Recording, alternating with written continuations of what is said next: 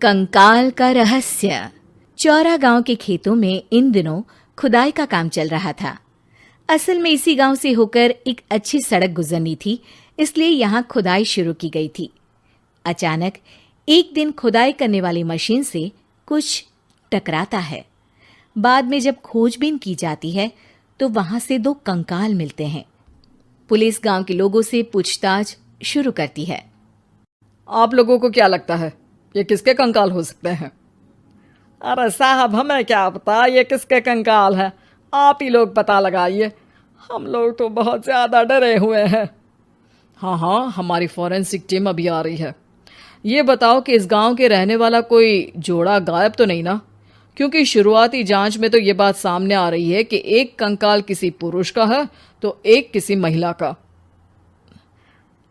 साहब, हमें तो बहुत डर लग रहा है। ऐसे कंकाल मिलने का मतलब गांव के आसपास ही किसी की हत्या हुई है या फिर किसी को जलाकर मार डाला गया है। हाँ साहब, हम अपने परिवार को लेकर बहुत ही ज्यादा परेशान हैं। देखिए, आप लोगों की परेशानी हम समझ सकते हैं, लेकिन आप लोगों को पुलिस का सहयोग करना होगा, क्योंकि आपके सहयोग के बगैर हम ये पता नहीं लगा सकते हैं कि आखिर ये किसके कंकाल है और इनकी हत्या किसने की। ठीक है साहब, गांव के लोग आपका पूरा सहयोग करेंगे।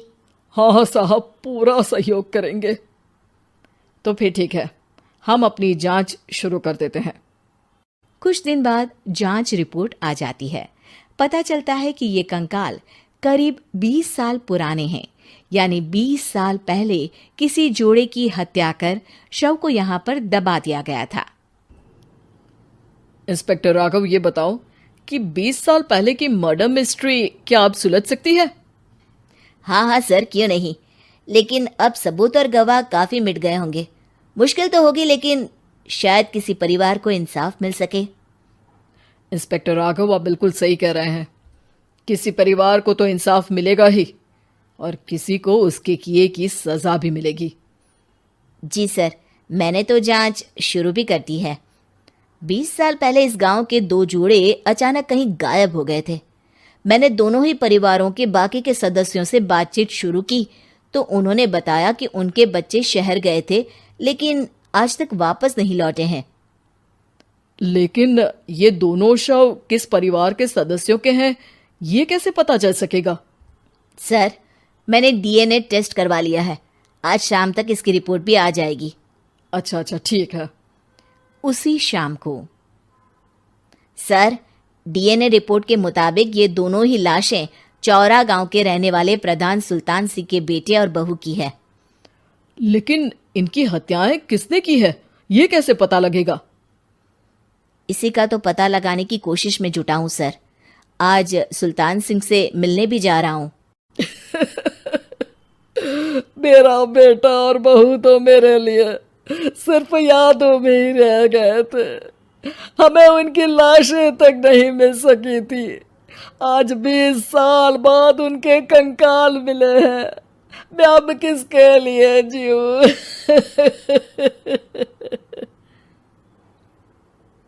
लेकिन सर, क्या आपकी किसी से कोई दुश्मनी थी? अपने बेटे बहू की हत्या के लिए आप किसे जिम्मेदार मान रहे हैं? अब मैं किसका नाम बोलूं?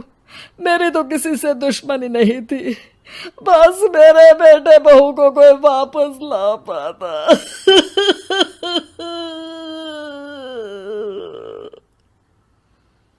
इसके बाद सुल्तान सिंह फूट फूट कर रोना शुरू कर देते हैं। सर, अब आप इनका अंतिम संस्कार करवा सकते हैं। कम से कम इनका शरीर ना सही, इनका कंकाल तो आपको मिला है। लेकिन हाँ, अगर आपको कुछ भी याद आए तो जरूर बताइएगा। मेरी तो बेटा अब उम्र हो गई है, लेकिन मेरे बेटे और बहू के हत्यारों का जरूर पता लगाइएगा, क्योंकि जब तक हत्यारे पकड़े नहीं जाएंगे मेरा मन नहीं मानेगा। सर, हमारी पूरी कोशिश रहेगी हत्यारे को पकड़ने की। लेकिन एक बात बताइए, उस वक्त आपको किस पर शक गया था? उस वक्त मेरे एक ड्राइवर को पकड़ा गया था, लेकिन सबूतों के अभाव में उसे छोड़ दिया गया था। अच्छा, और ड्राइवर पर कैसे शक हुआ था? क्योंकि उस दिन ड्राइवर छुट्टी पर था। उस समय लेकिन लाश क्यों नहीं मिल सकी थी? उस वक्त पुलिस ने बहुत कोशिश की थी, लेकिन दोनों की डेड बॉडी नहीं मिल सकी थी। ठीक है, हमारी तफ्तीश चल रही है, मैं फिर आऊंगा। इसके बाद इंस्पेक्टर वहां से चला जाता है और सुल्तान सिंह अपने बेटे और बहू की याद में खो जाते हैं। कुछ दिन बाद सुल्तान सर, एक बात बताइए, जब आपके बेटे बहू की हत्या हुई थी, उसी के आसपास आपके ही गांव का रहने वाला एक और जोड़ा उसी वक्त गायब हो गया था ना? हाँ सर, अलका और अभिषेक, वो भी मेरे बच्चों जैसे ही थे। तो फिर वो कहाँ है? उनका भी आज तक पता नहीं चल सका, लेकिन बताते हैं कि कुछ साल पहले अभिषेक को गांव के ही किसी आदमी ने मुंबई में देखा था, लेकिन फिर वो गायब हो गया। यानी अभिषेक और अलका की हत्या नहीं हुई थी, बल्कि उन्होंने किसी वजह से खुद ही गांव छोड़ दिया था। हाँ, हो सकता है, क्योंकि अभिषेक मेरे बेटे संतोष का अच्छा दोस्त था और उसका मेरे घर भी आना जाना लगा रहता था। हो सकता है कि उसने मेरे बेटे और बहू के बारे में सुन लिया हो और ये गांव छोड़ दिया हो सकता है। उनके परिवार का कोई अब नहीं रहता क्या इस गांव में? अब तो कोई नहीं रहता। एक चाचा थे, लेकिन उन्होंने भी अपना पुश्तैनी मकान बेच दिया है। वो भी अब कहीं शहर में ही बस गए हैं। ओह, अभिषेक और अलका के बारे में भी पता लगाना होगा। हो सकता है कि वही इस हत्या के बारे में कुछ बता सके। हो तो सकता है, लेकिन वो बेचारे तो खुद ही वक्त के मारे थे, वो क्या बताएंगे। फिर भी सर, जब केस दोबारा खुला है तो जांच तो करनी ही पड़ेगी, और इस बार तो लाशें भी बरामद हुई है। कुछ दिन तक लगातार तफ्तीश चलती रही। एक दिन थाने से सुल्तान सिंह को फोन आता है। हाँ, कौन बोल रहा है? सर, मैं कांस्टेबल तुलाराम बोल रहा हूँ थाने से। आपको थाने आना पड़ेगा। थाने?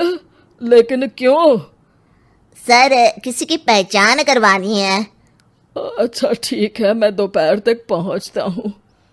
सुल्तान सिंह दोपहर में थाने पहुंचता है। कई पुलिस के अधिकारी वहां मौजूद रहते हैं। सर, आपके बेटे की हत्या का रहस्य आज शायद सुलझ जाए। अच्छा इंस्पेक्टर राघव, पर वो कैसे? सर, उस आदमी को देखिए, क्या वही अभिषेक है? सुल्तान सिंह की आंखों में हैरानी से आंसू आ जाते हैं। हाँ सर, यही अभिषेक है।